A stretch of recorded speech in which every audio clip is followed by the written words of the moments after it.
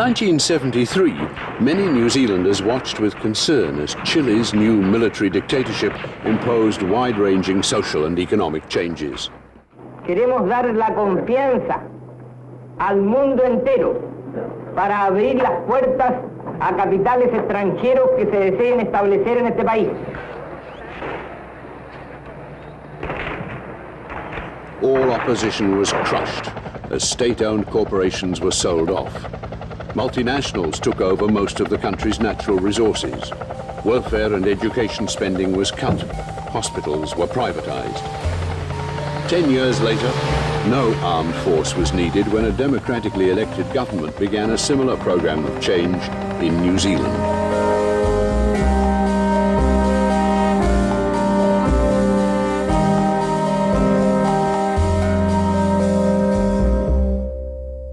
I guess I have to go into what we do as we analyze investment opportunities. We go through the complete economic study of an opportunity. And the basic why, of course, is profitability. So we go overseas to help our profit, as I guess any company does as they look for investment opportunities in the U.S. During the 1970s, the multinational share of world economic activity increased rapidly. The investor gives you his money to use so long as you give him a return, which is greater than the original. That's it. So you have to grow. You can't stand still. Not just I, our whole management and our board would agree that we're in business to make money. We are not in business primarily to satisfy society if that requires us to lose money. Because if that's the way we go at it, we're not going to be able to satisfy society for very long because we're going to be broken out of business. So a profit has to be number one. Profits and expansion were hindered in many parts of the world by laws regulating markets and protecting domestic business from foreign competition. In New Zealand, multinationals were frustrated by the protectionist policies that Labour and national governments had introduced over 40 years. We've kept the standard of living of our people level. Indeed, it increased somewhat. Certainly, we've had to borrow to do it. We've seen the level of unemployment go up, but not to the levels of the wealthier countries around the world who've had less impact from the recession than we have. Their unemployment rates, almost without exception, are higher than ours, and just look across the Tasman to see that. But within the government's own treasury, a group of economists was reviewing economic strategy. Their head, Assistant Secretary Graham Scott, described them as a ginger group. They were to become the multinationals' greatest allies. The view that they were proposing was really that markets do know best, and that markets are places where private agents pursue private welfare, private benefit, private profit, with all the incentives that go with that. They saw markets as being enormously creative, enormously powerful allocative devices, but also better at making social judgments, better at shaping society than human agencies. And there was a real unwillingness to go back and revisit the origins of the welfare state in New Zealand, to think about why New Zealanders had come to do things the way they did. And because of the lack of historical understanding and the lack of historical depth in the work and thinking of these economists, their work really did come very directly from a single theoretical, preconceived position. The idea that markets know best coincided with right-wing economic theories popular in American universities at the time and practiced by the conservative Reagan and Thatcher administrations. It also fitted well with right-wing attitudes about increasing individual freedom and reducing elected authority. Altogether, these ideas became known as the ideology of the new right.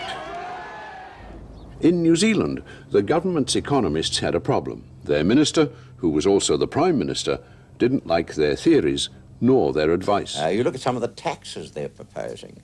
This is advice that I've rejected, of course.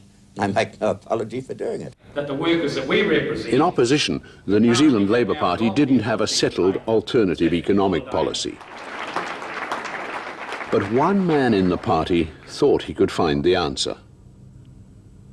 In 1983, the Labour caucus elected David Lange as new leader. I am not an economist, am proud to assert that I'm not an economist, and can use them insofar as they can be used, although I remember there's a chap called Stalin once that shot them. Now, I don't intend to emulate that, but I tell you that I am not going to worship at the altar of pretending to be an economist. He selected his friend, Roger Douglas, to be Labour's finance spokesperson. I think it's just the nature of the man, if you like. I think I'm reasonably active in whatever I undertake, and that tends to mean that I get involved. In developing an economic policy for Labour, Roger Douglas was assisted by Doug Andrew, an economist seconded to the Opposition Research Unit from Treasury. He and his colleagues found Roger Douglas more than ready to listen to their ideas. The only way we're going to get out of this situation is to tackle all our problems and have good economic management. But the problem for Roger Douglas was that these free market theories went against the traditional values of the Labour Party that he represented. 1984, presuming that is the next election, what's Labour's policy going to be? Well, as I said, it will be along the same general lines as our policy in 78 and 81. First priority, full employment. Beyond that, we have to address ourselves to the need to make a reality of social justice. I think we've got the broad policies to do that. It's a question of refining the details and presenting them in a clearer way. In June 1984, Prime Minister Rob Muldoon called a snap election.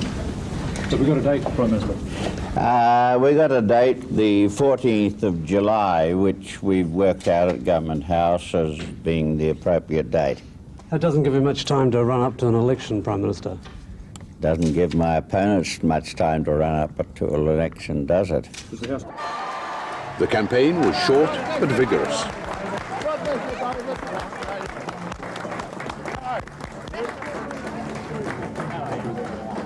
God bless you, David. I waited a long time for this.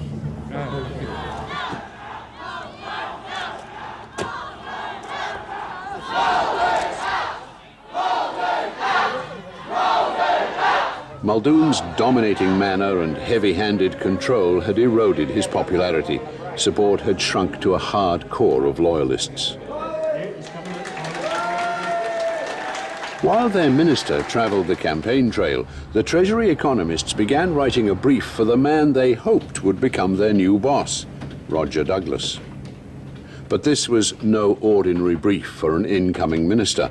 It was a comprehensive prescription for transforming the New Zealand economy. Corporate tax rates reduced to attract overseas investment, real wages cut, controls on foreign exchange transactions abolished, tariff and export incentives dropped. Where possible, government activities to be commercialised or sold. Welfare spending targeted and reduced. And I give you specifically those pledges that you seek of our commitment to jobs, to see that there is housing and educational opportunity, but above all now, to see that there is a resurgence of the culture and the manner of the people. The National Party continued to decline in the polls. The last of a number of official reports critical of Muldoon's handling of the economy was leaked 3 days before the election. I know the New Zealand economy better than any other living soul. In or out of the state services, in or out of politics, parliament, anywhere else. I've lived with it intimately for 20 years. 20 years. And I know what we're doing. I know where we're going. That's where we're going. That's where we're going. And we're winning. And we're winning.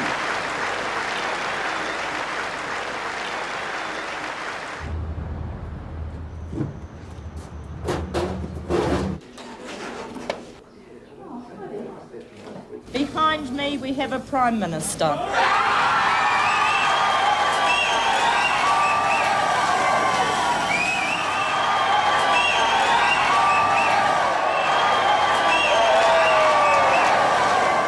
theoretically I should have been very pleased.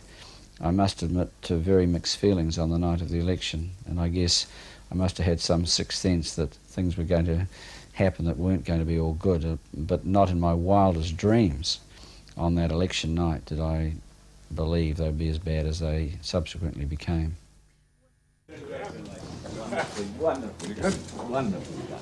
The day after the election, Prime Minister-elect David Lange was informed of a major crisis. Over the last week, there'd been a massive run on the New Zealand dollar, and foreign exchange reserves had nearly run out. Chairman of the Reserve Bank, Spencer Russell, recommended a halt to foreign exchange transactions while the crisis was sorted out. Treasury and Reserve Bank officials flew to Auckland to meet Lange and his new inner cabinet. The officials recommended devaluation by 20%. It would cost taxpayers $750 million, but it would stop the run on the dollar. When the Governor of the Reserve Bank tells me something, I listen. When the Secretary of the Treasury tells me something, I listen. When the business community and the real National Party tell me something, I listen. Lange and the other senior MPs agreed to devalue. But, supported by officials, Roger Douglas proposed a package of further reforms, saying they were logically related to the devaluation. The package gave up government controls over many parts of the financial sector, leaving interest rates to be set by domestic and international finance markets. I think there was a conspiracy between senior officials of the Reserve Bank and Treasury to work with elements of the Labor Party, Roger Douglas and others, to prepare a policy direction for government if the Labor Party was elected that they couldn't get past Muldoon. And it was virtually in the top drawer. And all those documents were already well prepared, if not written and printed practically. And as soon as Roger Douglas was elected and the government was elected, and I think Roger Douglas's election was more important to the Treasury really in a sense than the Labor Party, they had a Minister of Finance who was going to let them have the head. The new Labour government's first caucus meeting was asked to endorse the devaluation. Already perceived as we had this crisis, this financial crisis, and the atmosphere was a crisis, and we had to just do what the Cabinet, the Prime Minister and Minister of Finance said, and we'd just been elected and we had to trust them, and they had this terrible crisis to fix and they couldn't really spend much time with us, but it'll be all right and we'll look after it and so on. That's when the alarm bells really started to ring, because I think I had a feeling I heard that kind of stuff before. The exchange rate will be devalued by 20%. This will restore confidence in the currency, stop the speculation, and allow normal trading to proceed again. I believe a very sensible decision has been taken. Will certainly restore, I should think, New Zealand's reputation and credit rating around the world. 2 weeks later, the new government took office.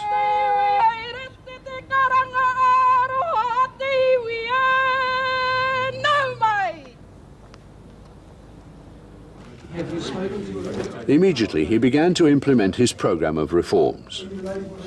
Taken in isolation, the major effect of devaluation will be to increase prices. Taken in isolation, the major effect of lifting interest rate controls will be to increase interest rates.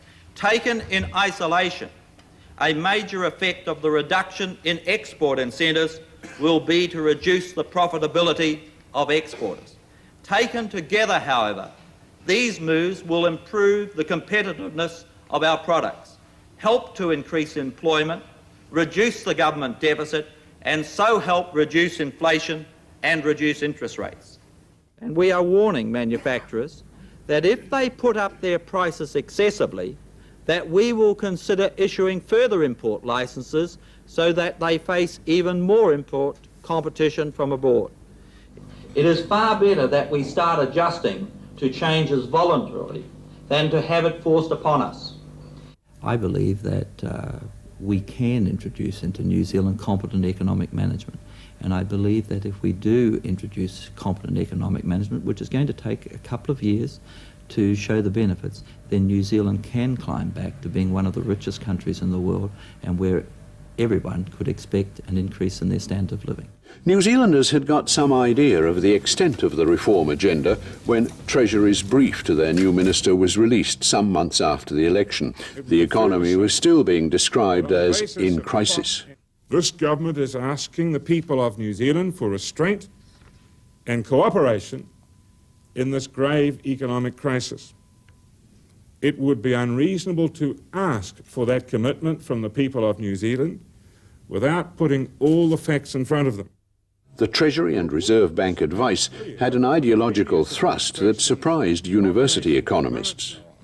How would you describe the values, the philosophy, which is apparent in the Treasury from this document? I wouldn't describe it as orthodox unless you regard extreme monetarism as orthodoxy.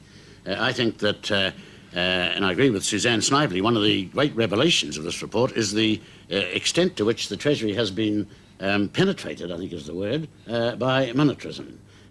Treasury, so far as we could see, had adopted a very simplistic approach to policy advice. They had taken, as if they were settled questions, matters on which we thought professional opinion differed.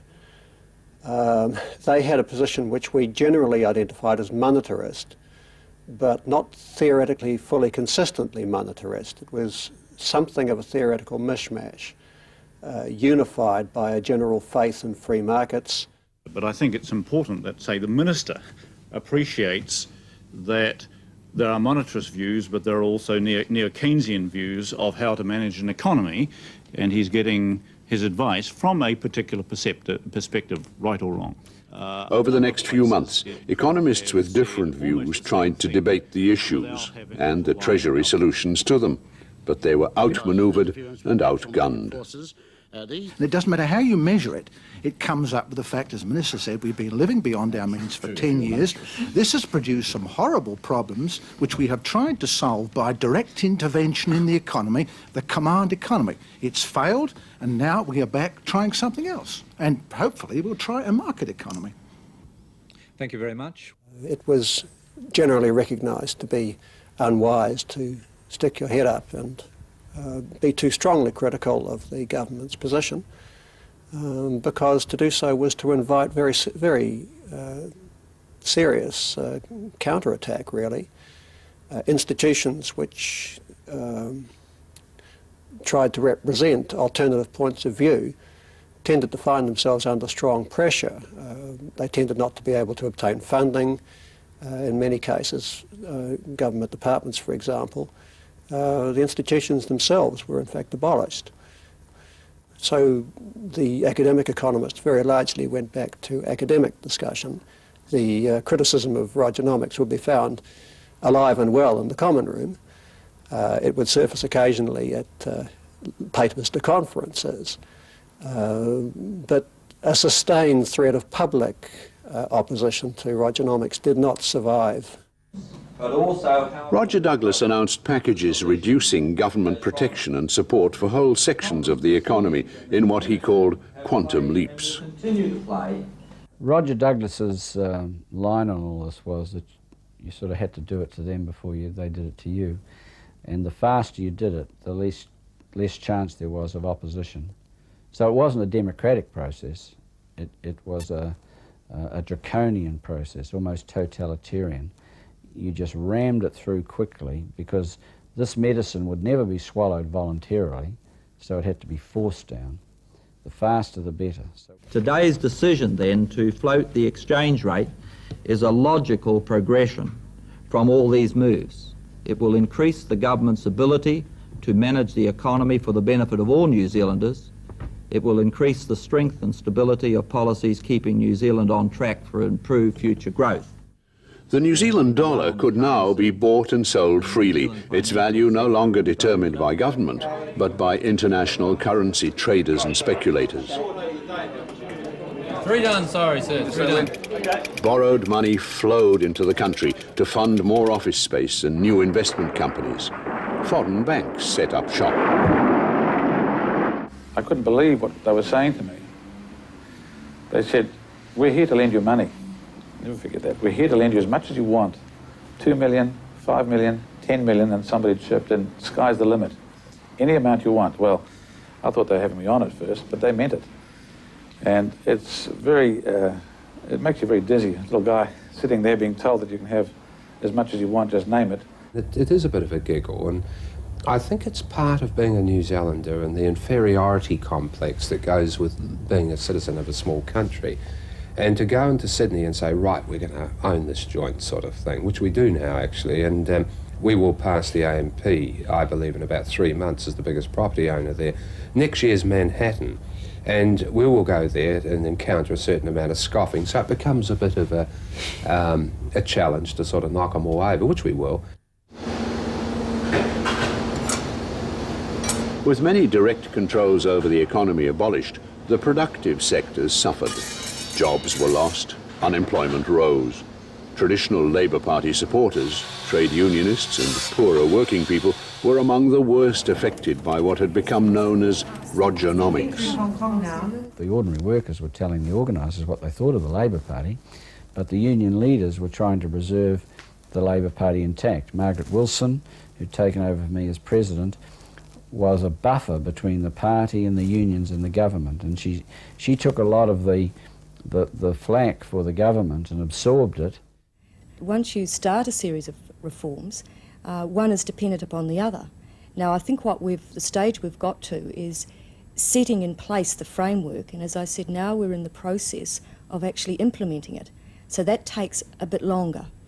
Margaret's role was quite crucial, I think, to reducing the outrage and the expressions of it that would have come otherwise from a party if it had been led in the way in which I think the party could have and should have been led at that time. But we do, I think, at times forget that the government has in fact made remarkable progress in a very short time.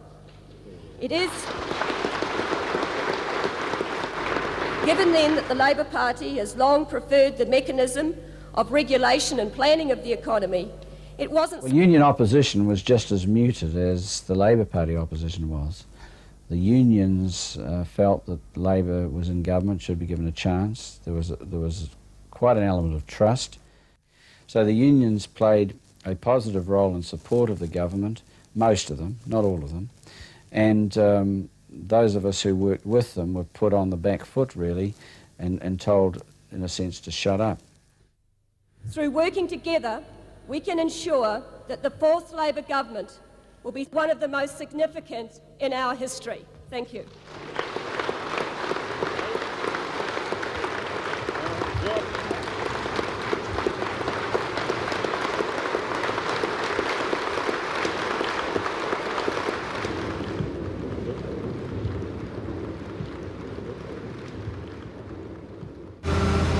The next item on Roger Douglas's reform agenda was publicly owned trading organisations. Our public assets and enterprises represented attractive investment opportunities for domestic and international corporations.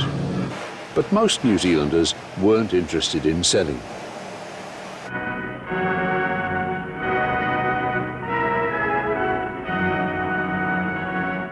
With large and fast ships, we have spanned the oceans which separate us from our neighbours, and we have provided the best of port equipment for our commerce. We have spread a trackless land with a network of roads, and over them we operate the transport of a nation. We have bonded the country with rails of steel for our steam and electric trains. With airports and aircraft, we have brought 20th century speed to a Stone Age land. We have harnessed the rivers to provide light and heat and power for our transport, our cities, and our industries. One of our most valuable assets was the state forests. The title of our department was service. It's the only one amongst all the government agencies that had that title, and it tried to live up to that word service to the public. If publicly owned organisations and assets were to be sold, they first needed to be reorganised into saleable items, to be restructured. Treasury officials developed an organisational model resembling, as closely as possible, a private corporation. Once government trading organisations had been reorganised to fit this model, they'd be ready for sale. When the decision was announced in the Cabinet room that the Forest Service and the Department of Lands and Survey were to go out of existence on the 1st of April 1987, that was the first intimation I had that that was likely to happen. Up until that point, we had been firmly led to believe by our Minister and others involved in the restructuring process that it would be necessary to divide the responsibilities of the Forest Service and remove the commercial thrust from the servicing, support and non-trading range of activities of the department. All the work we had done and all the cabinet papers and ministerial reports we had prepared were based on that premise, not on how it would be best achieved to put the Forest Service out of existence. For Treasury's plan to work, the new organisations had to be headed by businessmen who supported the new theories. For the Forestry Corporation, Roger Douglas himself effectively made the choice, his friend Alan GIBBS and John FERNYHOUGH. It's just so extraordinarily exciting because it's so new. I mean, what a wonderful opportunity to be involved right at the start of what is the most novel experiment in terms of converting government-run organisations into business organisations, which hasn't been tried anywhere else in the world. Corporatisation has been a very necessary stage to get a handle on the enterprises, to get them roughly sorted out and to get them directed in the right way. Privately, GIBBS and FERNYHOUGH favoured selling state assets.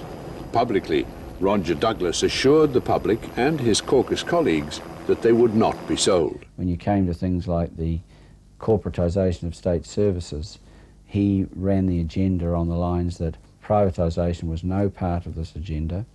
All we wanted to do was make our government departments efficient and deliver services properly. Roger Douglas even told the caucus that once we had them running efficiently, we could make so much money out of them that we could actually remove taxation altogether.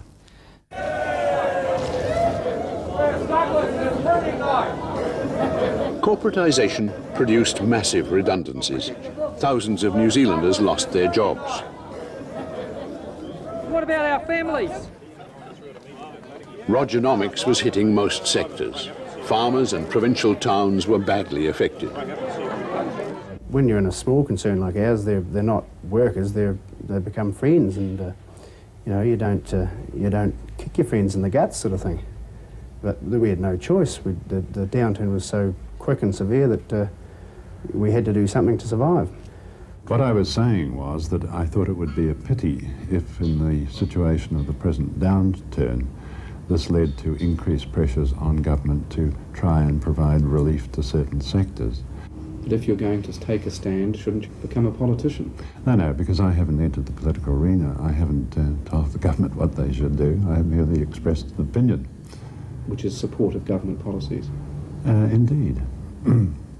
Have marched 18 kilometres from Porirua here to Parliament to hold this government accountable for its election promises. This government stood on a platform of employment, and yet since it took power, there have been nothing but broken promises. You're not paying them award wages. What I've got to tell You're paying you, them the dollar. the training that may not be available through the formal apprenticeship system. Doing something decent for unemployed. I have got. You should support any movement that stops benefit fraud. Okay. Yes. But he has not received the unemployment benefit since then. No, because he was offered a job in Kaipaya where he moved to, and he declined to take that job. Yeah, because he was living at Mangamuka. Across the road, Treasury and Reserve Bank officials were encouraging every possible expression of support for Roger Douglas and his reforms. If big business were more politically active, Cabinet's resolve would be strengthened. Economist Roger Kerr resigned his job at Treasury to become executive director of the low-profile Business Roundtable. The ideology was developed by Treasury that didn't really traditionally carry out public debate. It was still keeping the facade of a traditional public service, even though it was much more active and was actually a political department by this time. But what Kerr's arrival at the Round Table did was it allowed the new right to have a public face. New Zealand has adopted a package of economic structural changes and reforms that increasingly means the rigid structures that we have got to work with within the labour movement are just totally inappropriate to today's, and in fact are not serving not only business but are not serving the interests of workers as well. Time will prove that if we're to get the growth in the economy and the benefit from some of the very good economic changes of the last 3 years, then the labour market will need to be restructured more along the lines that we have advocated. And that is likely to happen eventually. Kerr was a driving force, and they were his speeches, they were his thoughts, and he was the one that put the ideology together in its New Zealand form. Round Table ideas made the headlines and helped Roger Douglas keep the momentum going. The finance ministers intended to apply the state-owned enterprise model to government trading organisations case by case. After the forests, they turned to the Ministry of Energy, with divisions covering oil and gas production, coal mining, and the electricity division, which had developed some $6 billion worth of publicly owned assets. And so here was a new government with new ideas on how the place should be reorganised, and it was our task to make it succeed. So really there wasn't any sort of resentment or feeling that, you know, that something was wrong because they were changing our organisation. That really the question was this was now government policy once it had been approved, and our task was to get on with it. Ministry of Energy officials reviewed their organisation and concluded the profit motive was no substitute for good planning and coordination. I think the Ministry of Energy people who were doing their review persisted for a fairly long time, hoping that you know, their ideas would prevail, but certainly the government's concept of a state-owned enterprise won out quite clearly. Associate Finance Minister David CAYGILL wanted to go even faster. With other finance ministers, he decided to impose Treasury's model simultaneously on 9 government-owned organisations. He called it a preemptive strike. The government did not have a mandate to do what it did. It made a deliberate decision to launch the project across the board and to implement it as quickly as possible, and thereby limit the opportunity for resistance building up to it. And that was largely successful. Another reform advocate, Reserve Bank Deputy Governor Rod Dean, was appointed head of the State Services Commission to push through changes in the public service. Business Roundtable Chairman Ron Trotter headed a small committee to recommend businessmen and women to run the state-owned enterprises. Control of the nation's resources was shifting from elected authorities to the big business elite.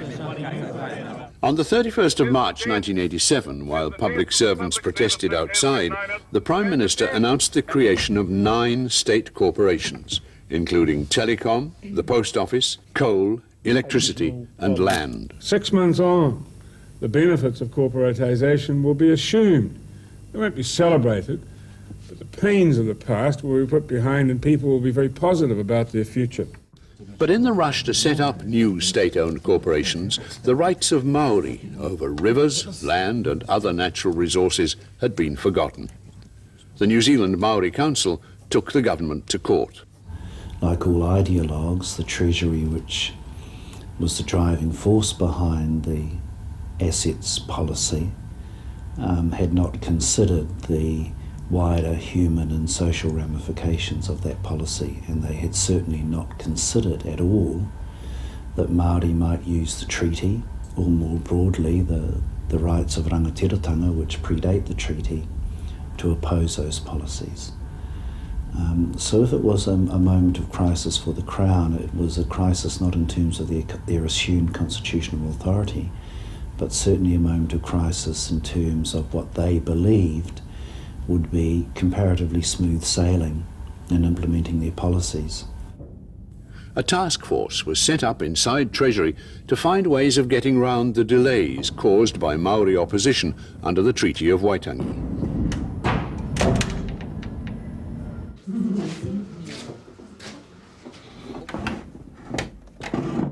Under new management, the state-owned enterprise's profits rose rapidly. How are you today?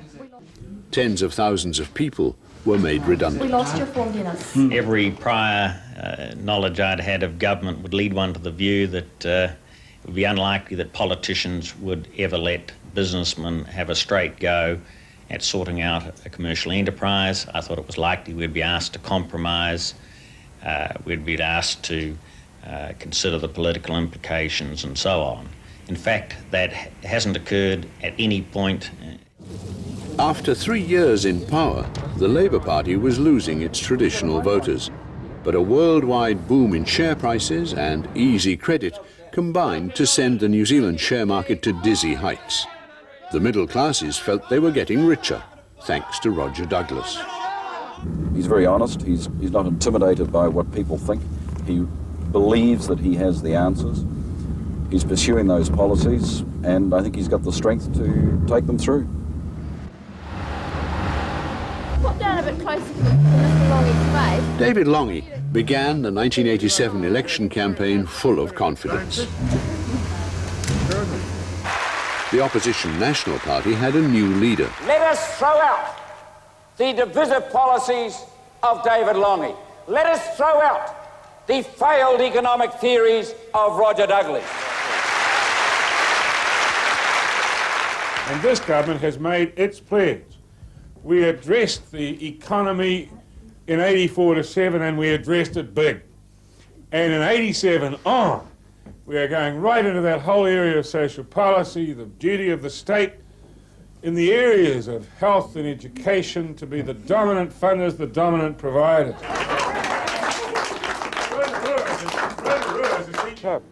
Labour's promises were short on detail, but the direction was clear. Big improvements in public health and education. Meanwhile, Treasury officials were writing a brief for their Minister of Finance. But the brief didn't suggest ways for Labour to put its promises into effect. It did the opposite, proposing a new right prescription to cut government's role in health, welfare and education. Labour's election campaign was well supported by big business and the multinationals. Of the $3.5 million Labour spent on its election campaign, thousands came from the unions, hundreds from party members, and millions from the corporate elite. A new investment company, Equity Corp, contributed $250,000.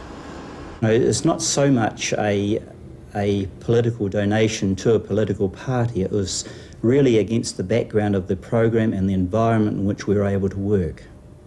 Do you think you would have given that donation had Roger Douglas not been at the helm of economic policy? Oh, I don't think it would have been anything like that. I'm sure it wouldn't have been. You know, he was a key player, obviously.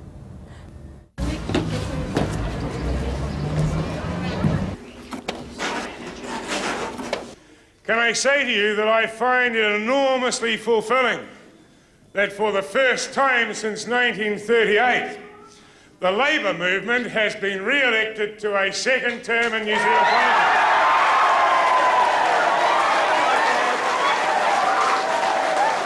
Can I thank you? The Prime Minister announced his new cabinet a short time ago, and the allocation of jobs confirms that the Labour government will be pushing social policy. I will be the Prime Minister and Minister of Education.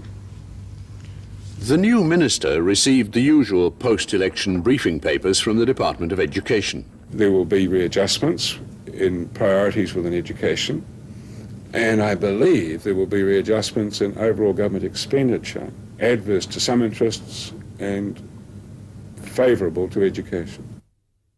But he also received Treasury's briefing papers. Volume 2 carried their proposals to reform the education system. Although they used all the rhetoric that would appeal to David Longley, it was nevertheless there for anybody who looked that what they were really concerned about was, first of all, the purely pragmatic concern that education was a very, very greedy user of public resources, and that they wanted that cut back, pragmatic, and that also that there was a strong ideological desire to move towards the privatisation of education for purely ideological reasons. So those two factors were very, very obvious. They weren't hidden, really, to anybody who gave more than a second glance to the document. But on the other hand, it was all dressed up in terms of the education system has failed, it's failed Maori, it's failed women, it's failed almost everybody, and therefore if the Labour government wants to achieve its great ideals for education, then this is the way to go. So it was a very clever document in that it attached new right ideals and policies to old right desires to constrain education spending, to traditional left ideals about education as a liberating and democratising force. Uncomfortable with Treasury's recommendations, David Longley went off to talk to the people working in education. He didn't make any promises, but he was interested enough to make notes of the different queries that we had. And, a bit of disaster struck the bus. The new minister was also waiting for a report from the PICO committee, set up to review education before the election. 9 weeks after the election, the New York stock market crashed. The next day, the New Zealand share market collapsed disastrously. Sell chase $4. Sell chase $4. Come on! What? 150. I just think you're again at 60 though, Tom. 195, Joe! Small shareholders' savings disappeared in the fall, the worst in the world. The big new property investment companies were the first to go under. Their huge loans in the deregulated finance market turned out to have been made against virtually worthless assets. The economy went into recession, but that didn't stop the progress of the new right agenda. I believe that the events of the last 3 weeks mean that we need to accelerate the process of reform rather than stop it. On the 17th of December 1987, 8 weeks after the crash, the government announced further radical changes. The commitments we make today, the signals we send to all sectors of our economy, will shape this country's economic development for the rest of this century. The main aim was to attract international investors. Tariffs were halved, company tax was cut to below that of Australia. It's important that our company tax rates are competitive with those of our trading partners to ensure that we get investment in New Zealand and thereby jobs. It's also important that our personal tax rates remain competitive with our trading partners so we retain skilled people. High-income earners and investors would have massive tax cuts. But the most significant announcement was the government's sale of 13 state-owned enterprises. It is more important that we pay off the debt than that we keep the assets. I think it's a very bold, dramatic package which is going to put New Zealand right to the forefront of international countries. Domestic and foreign investors welcomed the government's announcements. David Longy spent his 1987 Christmas break at the beach, pondering the way that his government was moving more and more to the right. Back from holiday, he bypassed his cabinet colleagues and went on television to reject the December income tax cuts as unfair to the low paid. Faced with the choice of relentlessly pursuing things which might be inequitable in application to save one's political face on the 1st of October 1988 is not something that I'm prepared to do, nor is Roger. Roger Douglas couldn't speak for himself. He was overseas. But David Longy's about-face was great news to the opposition. Well, it's clear that the Prime Minister's statement today is a massive vote of no confidence in Roger Douglas. It was he who prevailed to make the announcement on December the 17th. In December we had a very positive statement. We had a cart with all 4 wheels and a packet of goodies in it, and now the wheels seem to have fallen off. Once Roger Douglas was back in the country, Cabinet agreed to modify the flat tax proposal, but most of the package remained. The asset sales would proceed regardless of public opinion. The national airline would be sold to a consortium including its competitors, Japan and Qantas Airlines. Also on the block were the Maui platform and natural gas reserves and distribution network, the petrochemical fertilizer and methanol plants, the public share of the oil refinery and oil reserves and the Motunui natural gas to synthetic petrol plant, which meets 30% of our petrol needs. All would be sold to the New Zealand-based multinational Fletcher Challenge. Over half of New Zealand's banking and insurance sector was publicly owned. All these companies would be sold to their Australian and British competitors and Fay Richwhite and Fletcher Challenge. The New Zealand shipping line, established by the third Labour government, would be sold to its European competitor, Associated Container Transport. New Zealand Steel and the country's iron sand resources ended up in the hands of its giant Australian competitor, BHP. There were few constraints on other foreign investors. We like to know what's happening, so we run an approval system, but we seldom turn people down. And these days especially, we're keen that people should come in from overseas and set up here. So anything that can be done from the government's point of view will be done to encourage that. At first, the intention was to sell the Forestry Corporation as a going concern, but deciding how much the forests were worth was taking too long for Roger Douglas. He was also under pressure from the big timber companies, who didn't want to compete with the new corporation.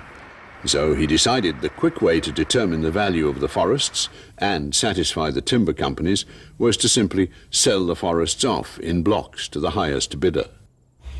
To me, it seemed a remarkable thing to do. These forests, don't forget, were owned by the taxpayers of this country. It's their money that established them over the last 30, 40 years. And to turn round and sell, often at fire sale prices, the results of all that investment, all that expenditure, all that dedication from staff and workmen to companies from overseas, to the Japanese, to Malaysians, to whoever came in with a reasonable bid, to me just seemed appalling. A public opinion survey showed that 79% unequivocally opposed selling state forests, only 4% unequivocally favoured selling them. It certainly wasn't a popular action, as far as I can judge. Nobody I've spoken to has thought it's a good idea to have done this, particularly when you think, the way I bitterly, I suppose, sum it up is that it's taken politicians 3 years to get rid of what it took a pretty good government department 66 years to build up. Teachers can be released. In May 1988, PICO's Education Review Committee reported to the Minister of Education, David Longy. Bad system, good people. Good people. As our consultant said, the system was in fact carried along on the backs of the dedication and the professional integrity of the people working in it. Oh yes, we get frustrated by the old Department of Education. Oh yes, we get frustrated by education boards, but that's not what it's really about. But of course, as far as the Treasury were concerned, that's what it really was about, because until you could get through these structures, these administrative structures, you could not begin to bring market disciplines to education. And to that extent, their goals are clear in here. They were heading towards the dismemberment or dismantling of central bureaucracies. They were heading towards schools as competitive units. They were heading towards schools as acting under very, very tight financial discipline so that funding could be capped, and preferably perhaps towards privatisation. It is not an abdication of assurance of controls and quality. It is a major democratisation at the level of the board, particularly for primary schools, and for secondary schools, an enhancement of their role. A campaign of public consultation began. The idea, of course, about the whole PICO thing is to make sure that you as teachers have access to ready decision-making. When you're on a board of trustees, you will... Schools and the public were invited to make submissions about the PICO report. Democracy and its authority, and the two have to work together. The invitation was well received. Submissions poured in. We were concerned about staffing levels, the ability of schools in richer communities to shift resources into staff funding, and therefore we could see at that point the whole gap between the rich and poor being blown apart, and or just being expanded through. So we tried to focus on those issues. There were 12,000 submissions, which the government considered and duly ignored, because in 1988 along came the White Paper, August 1988, Tomorrow's Schools. The reform which the government is announcing today will be amongst the most important the government will ever implement. Clearly there are a number of agendas in the pot. There's the Treasury agenda, which is a matter of shifting responsibility, in essence, or the government's agenda, shifting responsibility as much as possible for outcomes from central government to communities, without actually providing the resources and other things that needed to go with that. It was a victory for the new right in the halls of the Beehive. But I don't think the Minister of Education realised that.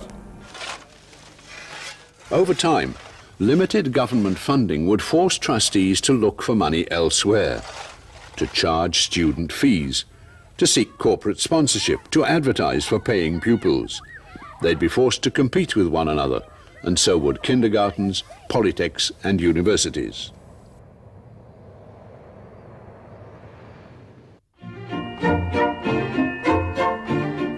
In the 1940s, the first Labour government laid the cornerstone of the New Zealand welfare state when it established a free public health service.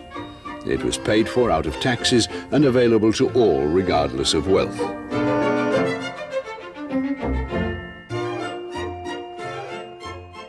In the 1980s, Treasury decided the health service needed urgent restructuring.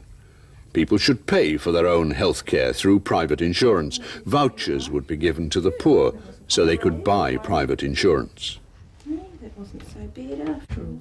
I do think that the people of New Zealand were generally satisfied with the health system. But as more and more reports came out saying that it wasn't functioning well, people began to believe that there's no smoke without fire. Roger Douglas's friend, Alan GIBBS, had been appointed chairman of a 3-person task force to recommend changes to hospitals and related services. Assisted by Treasury official Peter Bushnell, the task force met in private, heard few submissions and reported in April 1988. I want to emphasise that the central issue in our report is the creation of an internal market in the health system to set prices as a guide and control on management. The GIBBS report was met with a lot of favour from a lot of people, especially a lot of the big business people. As far as the hospital side of our business is concerned, I see a longer-term possibility of contracting to the public sector, and we're quite excited about this. When I first read the GIBBS report, I can remember thinking, this is the beginning of the end, because it only presented two options. It presented option A, which was privatisation, the whole lot, and option B, which was contracting out, funder-provider split, those sorts of ideas. The proposition of having a contractual relationship between the regional health authorities and the providers of health, in my view, puts the system at risk of being handed over slowly but inevitably to private health interests. Professional and public opposition was widespread. Health Minister David CAYGILL distanced himself from the task force. But I believe that it is irresponsible for him to claim, and to keep on claiming, for example, that we can eliminate waiting lists. To claim that hospital waiting lists are somehow a symptom of a system that is broken down or that can't cope. To claim that with better management and greater efficiency, waiting lists would disappear. I believe that I guess it was like a bit of a political hot potato, because it had met with such a lot of general disease that it faded into the background. But it was still there, and it was still casting a shadow over future decisions that were being made in health. I think in the end that someone will get the structure right, because I think all around the world, government, state sector systems that are run like ours, like the British National Health Service, all have a similar structural problem. Our report was apparently a Treasury officer just returned from the United Kingdom, and every person he spoke to over there had a copy of our report. They thought that would be likely the way they would have to go to fix the British system, which has similar problems. So I'm not really dismayed in the long run. I think that for the health of New Zealanders, we're going to have to go that way, and I think sooner or later it's going to happen. The Business Roundtable lobbied hard to keep the revolution going. They used the level of public debt to justify selling public assets and cutting government services. We've got to get to the other side of the river. We're in the middle of the river now, and we'll drown if we don't do something about it. We just can't go on borrowing. Whether we like it or not, we will find the shutters coming down, and we truly can become a third world country unless we pull ourselves together. And that meant pulling apart the state. The state sector bill dismantled the public service. The public service unions campaigned against the bill. Since learnt how to begin to organise a press conference. The State-Owned Enterprise Act took away the trading elements of the state and put them into their own little enterprises so that they could then be commercialised, sold off, or whatever the government wanted to do with them. And the State Sector Act then broke up the rest of the state from a unified state sector into little groups that they could then be dealt with in any way that the government chose. So instead of having to deal with the whole state sector and make changes that way, they could then look at one particular sector of the state sector and make changes to it. Each department would be run like a private corporation, controlled by a new chief executive. That person, in turn, becomes the employing authority for that particular department, and can then flow those kinds of appointments on down through the service. That ought to be of concern not only to public servants, but to every citizen in New Zealand. It's a most dangerous bill from a constitutional point of view. Thousands of public service workers protested in rolling stoppages throughout the country, but the Labour government passed the bill on time and with little change. Minister, are you proud of this bill? Yes, I am. It's going to serve the community as a whole and the public service employees very well in the years ahead. Government departments could be reviewed and restructured and then reviewed and restructured again. Each change would produce redundancies and a move towards private providers and user pays.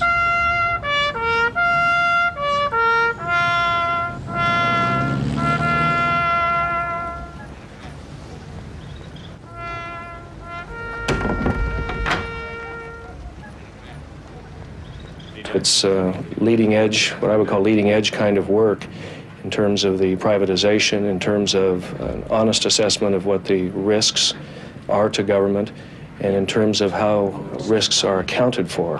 There are just things going on here in New Zealand structurally that simply will not be occurring in most of the world for many, many years. We are no one-man band. Order. And I make no apology for the vigorous debate that has preceded many of this government's reforms. But let no one doubt our unity of purpose, the unity and strength of our commitment to restore the ideals of stability and opportunity which made this country great. In the second half of 1988, with tension increasing between David Lange and Roger Douglas, public support for the government was plummeting, but the finance ministers pressed on with their programme. Douglas out! Douglas out! Douglas out! Douglas out! Douglas! Roger Douglas sincerely believed that the interests of the lower socioeconomic groupings, the unemployed, the people on basic wages, would be better served by continuing the reforms than they would be by backing off them and trying to improve the level of social service delivery. Now, he sincerely believed that, whereas Lange sincerely believed the direct antithesis. Associate Finance Minister Richard Prebble was determined to sell Air New Zealand. The Labour Party hierarchy did not agree.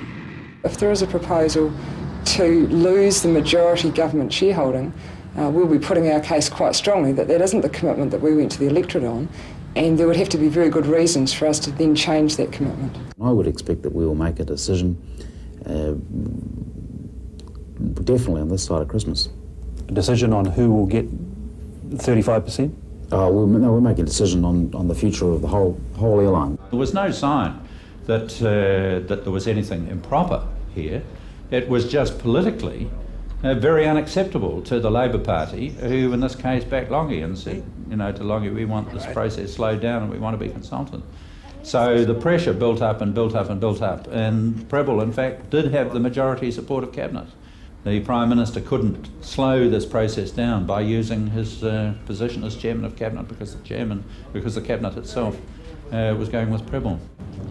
And Richard Prebble was going ahead with asset sales. The Shipping Corporation was next. He again resisted consultation with the Labour Party. On the 4th of November 1988, David Lange sacked Richard Prebble from his post as Minister of State-Owned Enterprises. My view of these matters is that this is a government and that you cannot have what would be unassailably proper procedures in the private sector being used in a government situation. Mr. Douglas, is it true that you've asked Mr. Lange to consult more with Cabinet? With the sacking of Richard Prebble, the conflict between Roger Douglas and David Lange came to a head. At 1 o'clock today, I received a letter from the Honourable Roger Douglas. That letter began thus. After long and very careful consideration, I have decided to tell Cooke that I can no longer work as Finance Minister in a cabinet led by you. I received that letter. I took it to be a letter of resignation. You're already in the money. Look, mate, do it. It's a good deal. These guys have had an initial panic reaction, which is to disinvest. How much further they disinvest is anyone's guess. I think the next 24 hours are going to be crucial. It'll be very interesting to see the way the European market interprets this news, and then the way that the American market interprets it after that. It was impossible for me to continue. I stayed in as long as I thought that I could help confidence in the marketplace. But when events unfold, which you cannot control, then it was simply time for me to go. Interest rates since Richard Prebble's sacking have gone up by well over 1%. That is entirely unnecessary. That is costing people a lot of money, or will, in terms of their mortgages, and it's costing people investment, and it's costing jobs, and that was not something which I could sit by and watch as Minister of Finance. David CAYGILL now became Minister of Finance. I don't see taking over this particular office at this stage as a break in policy, a change in direction in any way. And it seems to me that that is the most important statement that can be made in terms of the markets. I had several meetings with David Longy trying to convince him that there were alternatives, and presenting him some of them, and feeling almost as though at the end he was a captive. In fact, I recall once saying to him, surely you could get support from Helen Clark for this position. He said, the only supporter I have in the cabinet is Russell Marshall. Helen Clark is so dry she's combustible. And at that point it was clear that Longy had no control whatever in cabinet, and that the new right was now totally in control of the government. You know, and the pressure of being one person standing against this, even though Prebble and Douglas were out of cabinet, became too much. That was his one flaw as a politician, that he couldn't put together a coalition to back what he was doing. His coalition, in fact, that had got him into office had been Roger Douglas, Richard Prebble and their friends. I mean, those were his mates. When the Labour Party caucus re-elected Roger Douglas to cabinet, it was too much for David Longy. 7 days later, he resigned. And I just want to salute you for a great contribution to New Zealand, for a great contribution, in fact, to the world political stage, because you are recognised and known as a leader internationally who has done some exciting things for this country. And I think that's just something that we should all say thank you for. And my friend, I'm sorry to see you go. Can I tell you, Geoffrey? I've changed my mind.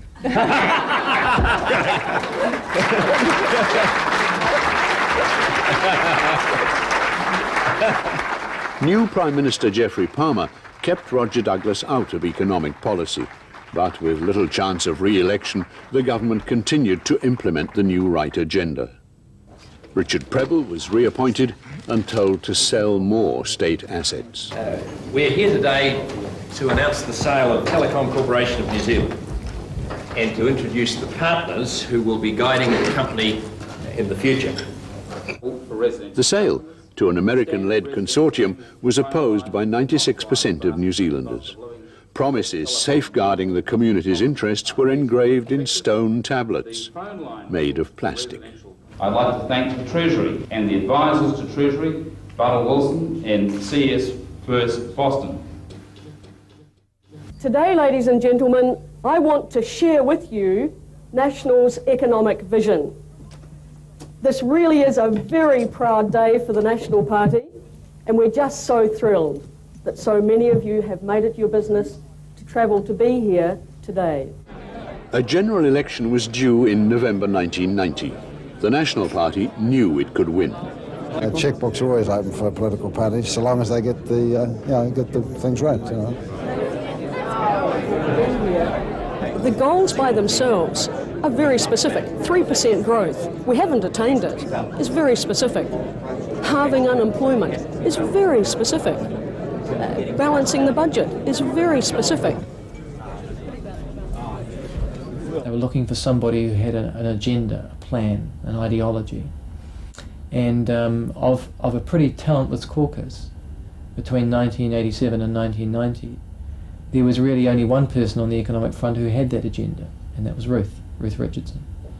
And she basically made her ideology the party's, principally because she faced no opposition. Ruth Richardson had the help of two economists, Martin Hames from the National Bank and Ian Rennie from Treasury. There's no question that the paid advisors that were put into the opposition, one by Treasury and the other by the commercial community, had a significant influence in, if you like, fleshing out the ideology of Ruth Richardson and turning it into practical policies that could be implemented if National gained power. National began the 1990 election campaign with the slogan, "Creating a Decent Society," and presented itself as defending the New Zealand way of life. What about your overtime rates, your penal rates? Good question. We are not changing overtime rates or penal rates. That's a Labour lie. And they had to take their advertisement off radio yesterday because it's a lie. The plans being made by Ruth Richardson and Treasury hardly featured in National's campaign promises. Yeah, that's my bit. Yeah, that's my bit. Treasury officials again prepared a brief for their next Minister of Finance. They recommended shifting health, education and welfare costs onto families and individuals, reducing corporate taxes, cutting benefits and wages, and encouraging foreign investment in this country. Then you'll be able... Meanwhile, Jim Bolger was promising tougher controls on foreign ownership, abolition of the superannuation surtax, and no cuts in health and education spending. Can you give a cast iron guarantee that they will not be broken, that they will all be implemented? No, we will honour our promises. The policies we thought through very carefully before we put them into our manifesto. They're there to be honoured and to be put in place.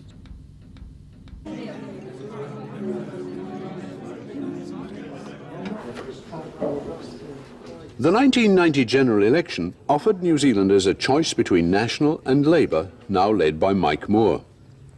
There was no great enthusiasm. Voter turnout was the lowest ever.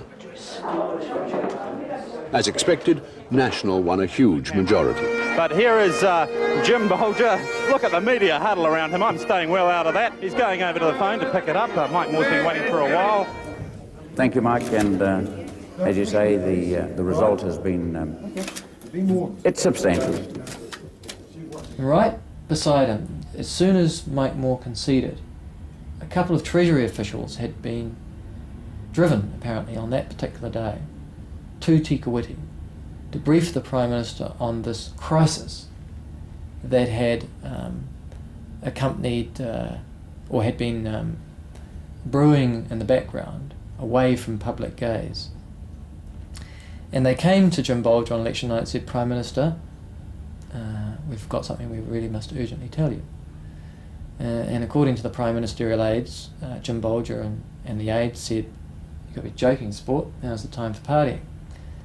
Come and see us tomorrow.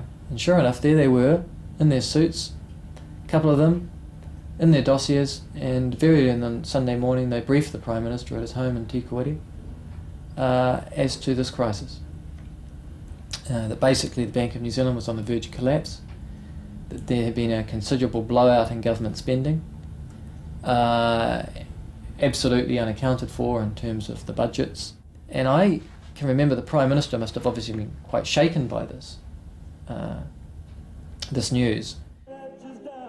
Drastic and urgent measures needed to be taken. That afternoon, Jim Bolger flew back to Wellington. Treasury claimed the crisis was so deep and urgent that only one course of action was possible. Government expenditure had to be slashed across the board. Now we've got to go away, and they tell us there's a little bit of work to do. Thank you very much. That allowed rapid advancement of the new right agenda. Jim Bolger accepted Treasury's recommendations and appointed Ruth Richardson Minister of Finance. Roger, will you make sure they all go out, because some of them we mightn't pick that they're not the new members. He looked at our manifesto, which was sitting in the front desk of the caucus room, and he pointed at it and he said, and we've got some problems with this as well. And I can remember turning to one of my colleagues to my right and saying, dear God, we're going to rat, and we've only been in for 5 days. Well, to be fair to the caucus members, the new caucus members in particular, they weren't informed enough. They didn't know enough about what was going on. An enormous amount of trust is required in those circumstances. They played a wait-and-see role, but of course things move so dramatically fast that you're waiting to see developments which don't relate initially to, at the end, to those things that drove them at the beginning. I think it's not critical to say that they were inexperienced, but many were. Those who were experienced were in large measure ignored.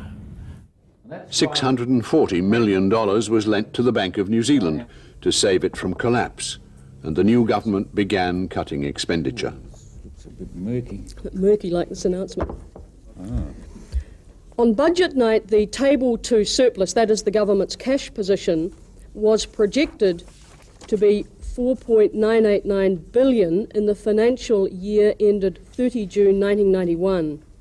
Today I am announcing a revised projection of $2.556 billion as a surplus. Treasury and I guess the Reserve Bank scared the incoming Prime Minister and Cabinet into taking precipitate action.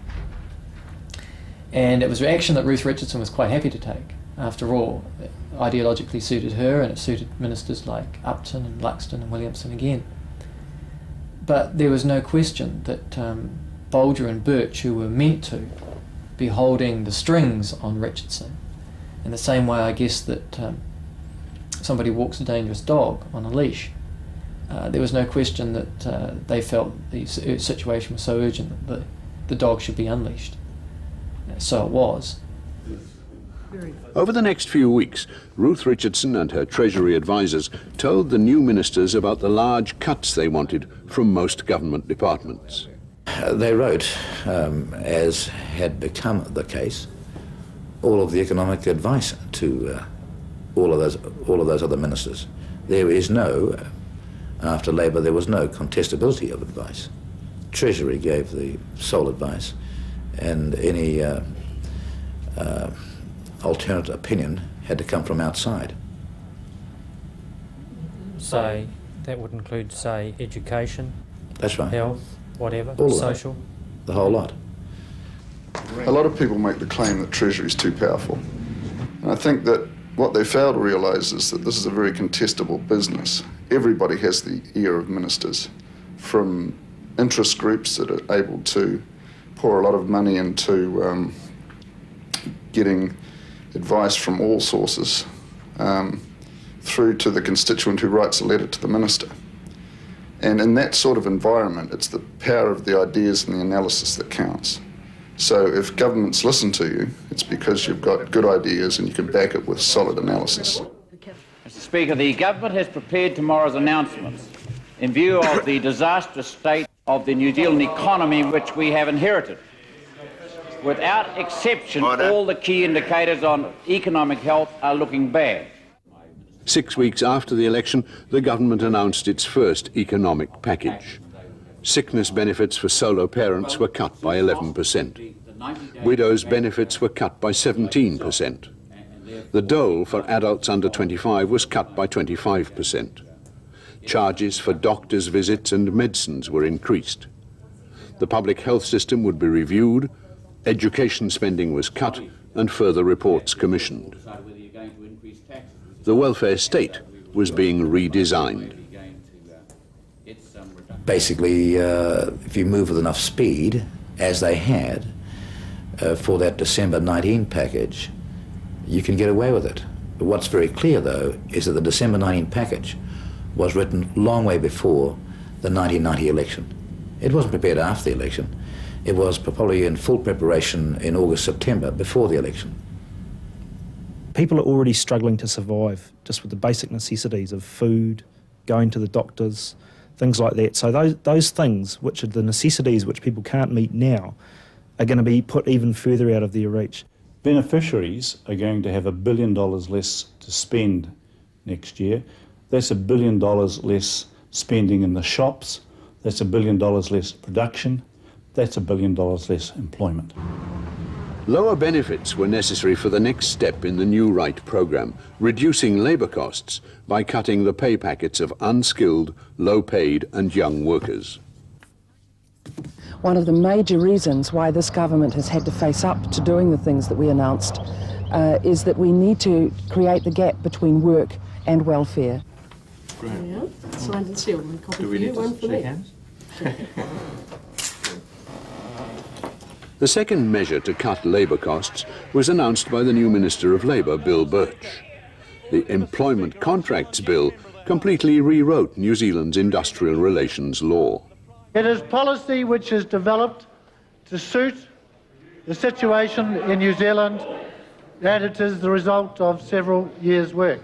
It's not in the country's interests to leave that 100-year-old, highly regulated, rigid, legislated for environment in place. That removed national bargaining structures that were in place at the time. Most workers in the workforce were covered by a document that was negotiated nationally between unions and employers and set down the basic minimums that they were entitled to at work, and that included things, basic things that you would call human rights, I guess, like lunch breaks, tea breaks, health and safety procedures, personal grievance procedures, wage rates, all those sorts of things that workers are generally come to accept as entitlements when they took a job, and it put workers on their own and gave the employer ultimate power to set those wages and conditions.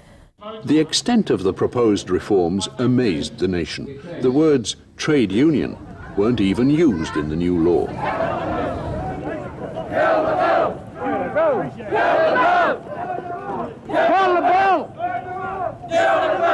Employers welcomed the proposals. The bill would enable them to cut wages, abolish overtime and penal rates, and save money by cutting back the working conditions of their employees. Too many New Zealanders still float in a dreamtime world that has the good life as a matter of right. Cheap labour would make New Zealand more attractive to international investors.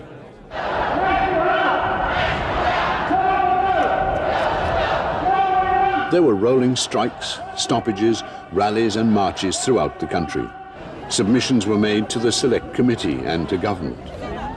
There was a huge debate amongst the unions about whether we'd have a general strike, and in the end that was voted against at a CTU conference. My feeling at the time was that we should have organised some sort of public disruption.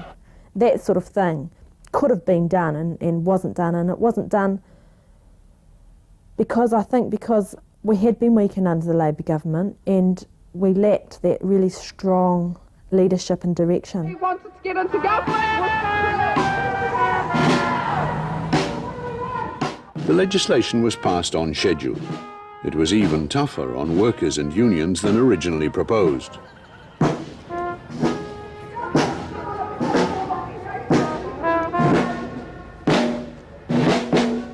What's good for business is good for New Zealanders. Finally, they've got to have the confidence to invest and to employ.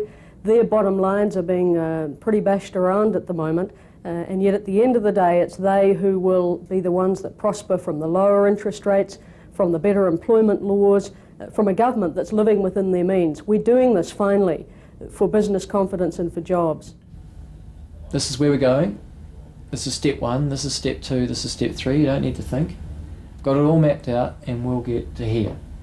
And so she had the whole path mixed and marked, and everybody said, great, fine, let's go. The new government's first New Year's honours awarded Douglas Myers, chairman of the Business Round Table, a CBE. Roger Douglas was made a Knight Bachelor. All right. I don't believe that there are any perceptible differences.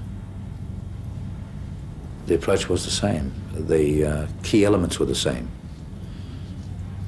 Hijack, ambush, speed. Before they've got a chance to think, move on to something else, whilst ensuring that the announced package sees completion. Education is a key investment in our economic future. The government is determined to provide an environment that enables businesses and individuals to develop internationally competitive and innovative skills. Fees for tertiary education were increased. Most students had to take out loans. With education there's a hitch! Now it's only for the rich! Now it's only for the rich! Every New Zealander has a responsibility to stand up for what's right, and what's right is a decent education for a decent society. I think the more limited objectives have been to bring about user pays in education, while their longer term agenda has been to move more towards privatisation in education, which might not be total, but certainly with what they've done with bulk funding of universities, they're wanting to bring that about in schools, and you know, the user pays side of it is, I think, moving more towards an Americanised sort of education system. The students continued their protests, but with no effect. Government funding to polytechs and universities was squeezed. So far, I don't think the opposition has been very successful, and I think if it continues as it has been over the last 4 or 5 years, it won't actually be very successful. I think until we actually start getting unions, student associations working together and mobilising their membership and giving genuine leadership in a struggle opposed to the government policies, then we won't actually be successful. But that isn't to say we can't be successful if those things happen. When the financial crisis was first revealed, Minister of Health Simon Upton appointed a task force to come up with a plan to overhaul public health services. The task force was led by a banker, and included in the group was a lady from Treasury who's very interested in health economics. And in particular, she believes very strongly in the market model of delivery. They moved very quickly in the direction of major changes in the healthcare system. But none of us were told of this. It was all done in secret, it was done behind closed doors, and it was done with a very narrow ideological group of advisors. The government has concluded that major changes are needed to create a new health system that is effective and flexible in the delivery of healthcare services to the community. The elected boards which had run public hospitals were replaced by government-appointed business people. Patients would be charged for their health services. A community card entitled poor people to a government subsidy when they went to the doctor or to hospital. It's not a question of whether or not this is what New Zealanders want. It's not a question of whether or not this is the way New Zealanders see themselves, because the initial public relations advice that they had said very clearly that a great many New Zealanders believed in the healthcare system that they had. Overseeing the change to the new regime was Ron Trotter, ex-chairman of the Business Round Table, head of Fletcher Challenge. A well-known television journalist was recruited to front an advertising campaign. This unused operating theatre has been here for 8 years, but it's not just unused today. The fact is, it's never been used. It's just one example of why our current health system had to change. The aim is to reduce administration costs, wastage and duplication of services. This is the tiny South Island town of Lawrence. The public seemed unconvinced, but the changes continued anyway. Think about your health service and what it means to you and what it will mean in the future. You're only going to end up paying more and more, and the system won't be cost effective. It's been proven not to work in other countries.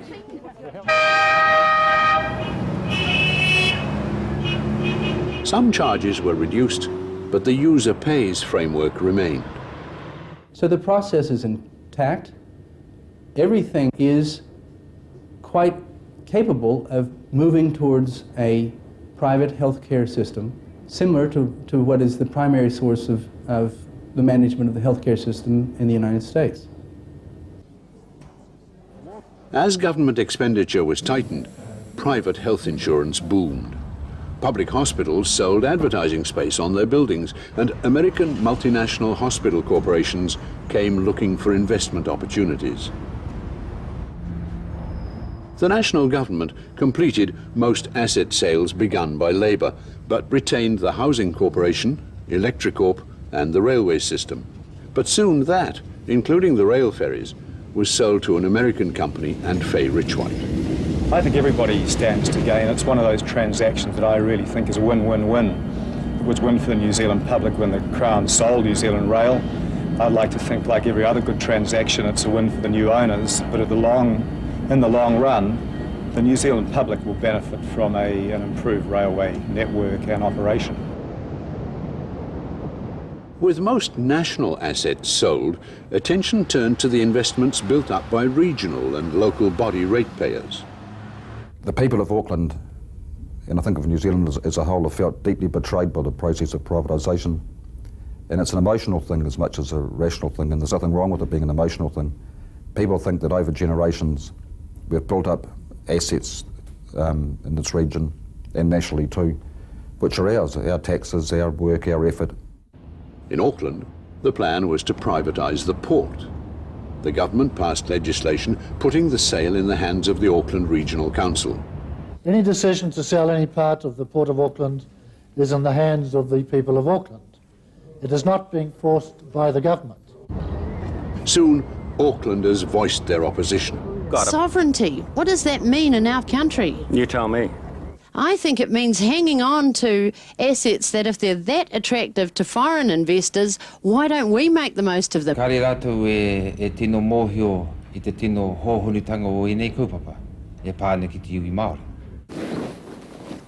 33,000 written protests came into the Auckland Regional Council.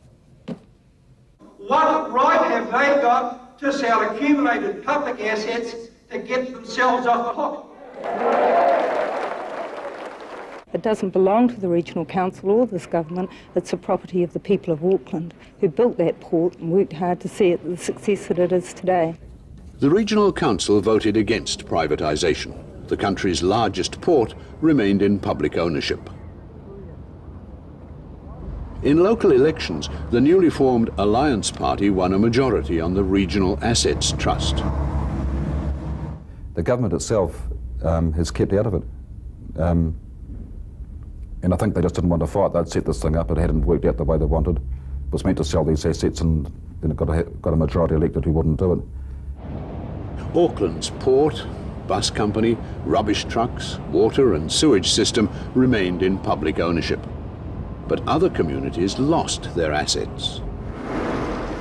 In Wellington, council management put up proposals to contract out and privatise many council services. The public, you know, overall, if you poll them, they oppose privatisation, and they diligently come to the annual plan meetings, they write submissions, they fill out petitions, they lobby their councillors. But what happens is that when the councillors sit around the table, they say, we've been elected to give leadership. Now, what we'll take into account what you have to say, but it's not going to be decisive.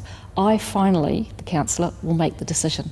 So by this kind of, I would say, a distorted view of representation, the councillors believe that they can vote with impunity the way that they want. So in other words, the councillors don't represent their constituents. They become a special elite once they're around the table. The buses were sold to a Scottish-based multinational, Stagecoach. The power network was partially sold into Canadian control, and the sewage treatment system contracted out to an English company. And we as a new government have these two task forces, one looking at foreign investment in New Zealand. Are there hurdles, are there bureaucratic blockages that we ought not to have? And the other task force is looking at how we can make New Zealand more attractive to international investors by our promotion efforts.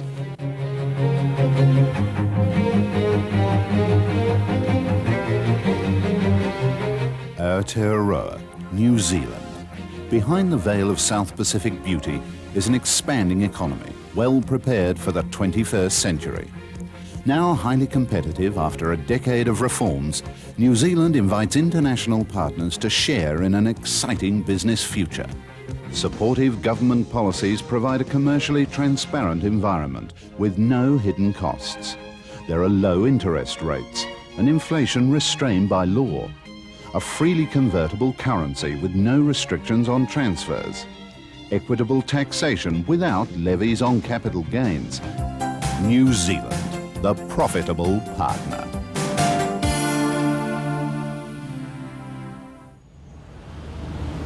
By 1993, most banks and insurance companies were owned and controlled overseas.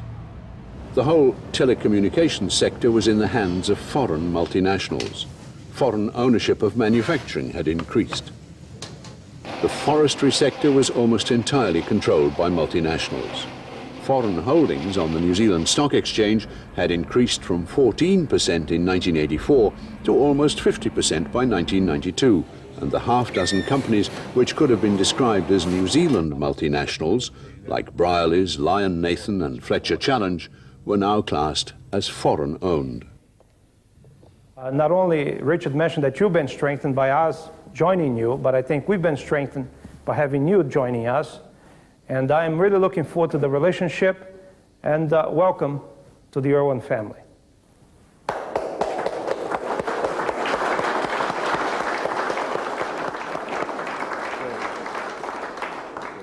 For ordinary New Zealanders, the possibilities for opposing new right policies seemed exhausted. Demonstrations, petitions, opinion polls were ignored, trade unions had been defeated. Rank-and-file members of the Labour and National parties felt they had little influence on their parliamentary leaders. Democratic structures like hospital, harbour and power boards had been abolished. City councils were under pressure to sell off assets and privatise services. Democracy in New Zealand had been limited and redefined.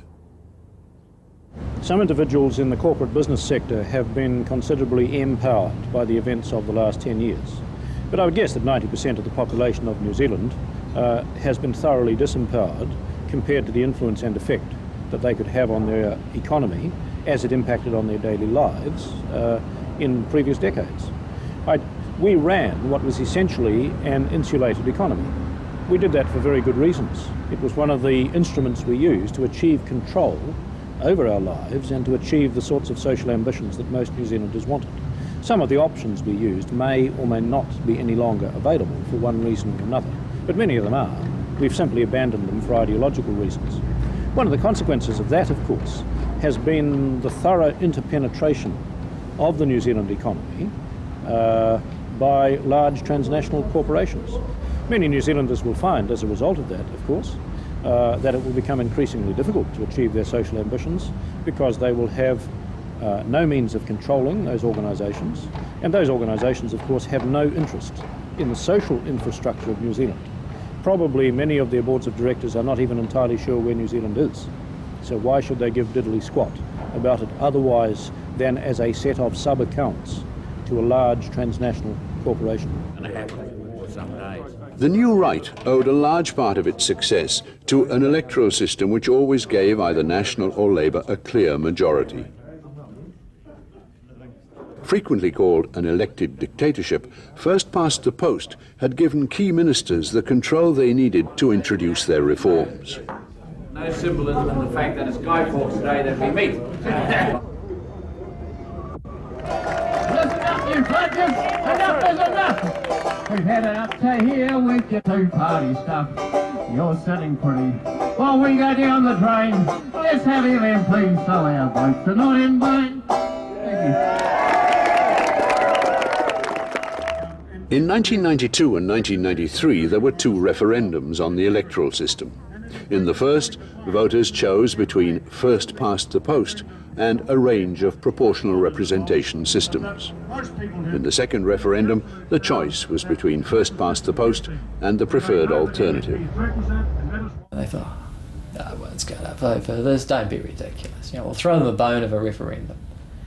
And the 1992 referendum to decide which was going to be the policy option came as a huge shock. Huge. Shook this place. This place was traumatised for about a week, actually.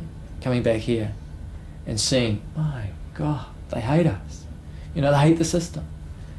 They're voting for reform. Only 15% supported the existing first-past-the-post system. The second referendum would be held at the same time as the next general election, November 1993. Look out for your Referendum 93 pamphlet. You'll find it with your community newspaper. It tells you what you need to know about the two options. First past the post? Or MMP. It could be the most important political decision we ever make. A number of members of Parliament, Helen Clark, Labour leader, Tony Ryle of the Electoral Law Select Committee, Doug Graham and those got together and said, hey, how can we stop this? And then suddenly realised that it looked really bad for these traditional enemies to conspire to try and frustrate public will. Up until April 93, you know, really the ERC, Electoral Reform Coalition, had really had it to ourselves, and we were on a roll, you know, to win. And then suddenly in April '93, Peter Sutcliffe launches his newspaper advertisements. At the end of the day, the first past the post system has in recent years finally delivered. It's bailed us out of the hole we dug for ourselves 20 or 30 years ago, and we are now one of the best performing economies in the Western world. You say the economy would go down the gurgler if we got MMP? It would put enormous stresses and strains and put the achievements of the last 4 or 5 years at risk without a question. Steve Murray, is that true? Peter Sutcliffe set up a campaign office through which the business community could fund major advertising to oppose MMP. We believe voting for MMP is gambling with our country's future. Our children could pay the price. Is it a risk we can afford? Tick the top box. Reject MMP. The Electoral Reform Coalition, on the other hand, had a vast body of people and built up networks of activists through allied organisations and sort of spread that network out so that you know, we found people in every little, in places like Takaka and Kaikoura and Lumsden, and you know, we thought who knows who, and educated them about what MMP was about. What we're wanting is a system where every vote counts equally, and that pressure groups can't go and tap on the shoulder of their favourite cabinet minister and get what they want, and that's what they stand to lose with MMP. But what's fairer and simpler than one person, one vote? What is fairer and simpler is one person with a vote that counts no matter where they live, and parties getting seats in Parliament in proportion to their level of support throughout the community. That's the difference. In the last week before the referendum, Peter Sutcliffe's campaign spent more on advertising than the Labour and National parties together. 21 extra MPs will cost us millions of dollars every year. Enough is enough. Tick the top box. Reject MMP. Saturation advertising seemed to be shifting undecided voters against MMP. Since May, support for the present system has climbed to 41% last weekend. Support for MMP has remained static throughout October on 46%. The undecided are down to 12%. It was sort of frantic as we sort of juggled with what could we afford and what else could we do.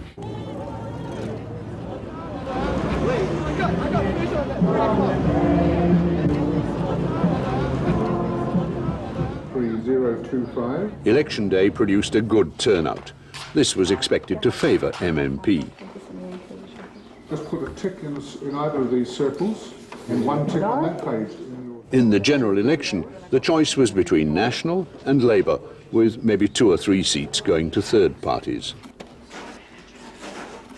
Support for MMP nationwide, we've been tracking this all night. There you see it. 53.8% on a vote count of 91%. So 91%, and you see that Rod Donald there, who we've talked to 2 or 3 times tonight, is cutting the MMP cake. He can well afford to do so with 91% of the vote counted at this stage. We have gone for MMP, and we have gone for MMP comprehensively. We have a new system of voting.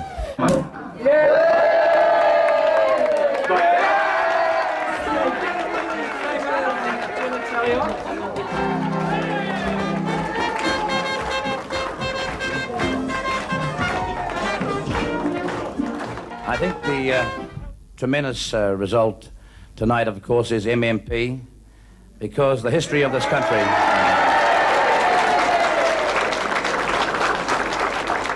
They flung everything at it, and the people said no.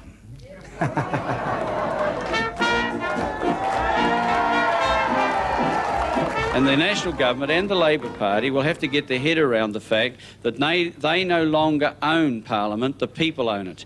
And that's going to make a big difference. National lost its huge majority, and the minor parties held 4 seats and the balance of power.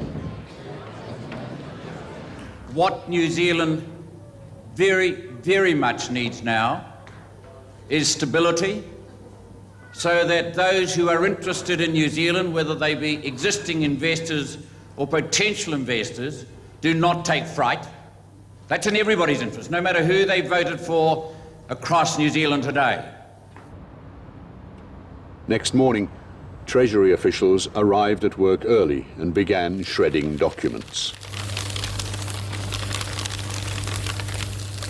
They needn't have bothered. Within a few days, the national government had re-established a working majority.